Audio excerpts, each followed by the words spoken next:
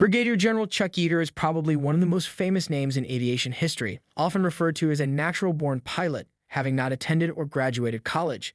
Chuck was the first pilot to flight Mach 2 in a horizontal level flight, which gave him his well-deserved fame, but also went on to be one of the best test pilots of his generation, willing to take risks and having great judgment to make the best decision in the air to ensure the best results. Today, we're going to focus on his career as a pilot for test flying and how he got to be the one who broke the sound barrier and the Mach 2 record. Charles Elwood Yeager was born in 1923 in West Virginia, graduated from high school in June 1941, and having little to no contact with the aviation world, he went and enlisted in the Army Air Force 3 months later. He started as an aircraft mechanic and couldn't apply for flight training due to his age, but when the U.S. entered World War II, 2 months later, the USAAF modified their recruitment norms and Yeager applied. Having an abnormally excellent vision and showcasing a natural talent as a pilot, he was accepted for flight training. When he graduated, he was promoted officer in Arizona and Yeager shipped out for England in 1943. Chuck flew the North American P-51 Mustang while deployed to the European theater of operations with the 363rd Fighter Squadron. Yeager became an accomplished P-51 pilot, and during his many sorties escorting bombers into Germany, he became an ace after shooting down 6 Messerschmitt 109 fighters, with 5 of the victories happening in the same day. Unlike his contemporaries, when Yeager's European war assignment ended, he wasn't looking to be discharged. He went to stay in the Air Force.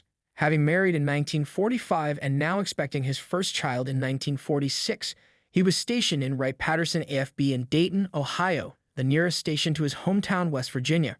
Colonel Albert Boyd was the director of the Aeronautical Systems Flight Test Division at WPAFB, and he was looking for a fighter test pilot, and in 1947, and Yeager was the perfect man for the job, being transferred to the Flight Test Center at Edwards, where the famous Bell X-1 test would take place a year later.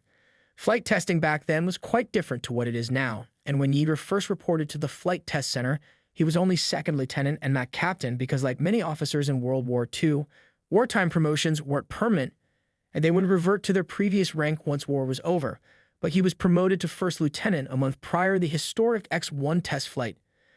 Chalmers Slick Goodlin was a Bell aircraft test pilot who was demanding $150,000 to break the sound barrier. The USAF selected then 24-year-old Yeager to fly the Bell XS-1 in a NACA program to research high speed, and not only was it a very difficult thing to pull off, but 2 days prior to the scheduled flight date, Chuck fell from a horse and broke 2 ribs. Worried that the injury would remove him from the mission, he didn't tell anyone and got a doctor to tape his ribs, and so on October 14, 1947, in excruciating pain, Chuck Yeager became the first man to ever break the sound barrier in a level flight, while piloting the X-1 at Mach 1.05 at an altitude of 43,000 feet over the Mojave Desert in California.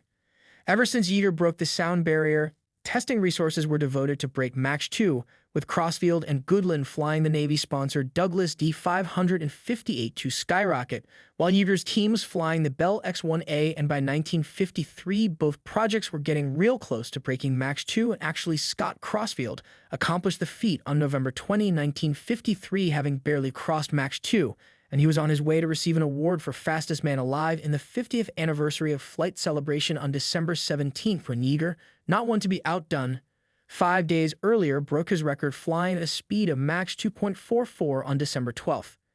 In 1965, Yeager handed over the leadership reins of the USAF Test Pilot School, and so completing his flight test career. He went on to train to fly the McDonnell 4 Phantom II and was assigned command of the 405th Tactical Fighter Wing at Clark Air Base in the Philippines and flew 127 missions during the Vietnam conflict. After Yeager's promotion to Brigadier General in 1969, he reported to Germany as the Vice Commander of the 17th Air Force. His final assignment prior to retirement was the Air Attaché billet at the U.S. Embassy in Islamabad, Pakistan. All of his life, Chuck Yeager was a testimony of true passion and loyalty towards aviation, a natural-born leader who had incredible flying skills, whose Air Force career is looked at as one great achievement, considering he wasn't college-educated, but proving that skill goes beyond any sort of education. This was all for today. If you liked the video, don't forget to share, like, and subscribe to Big Aviation for more.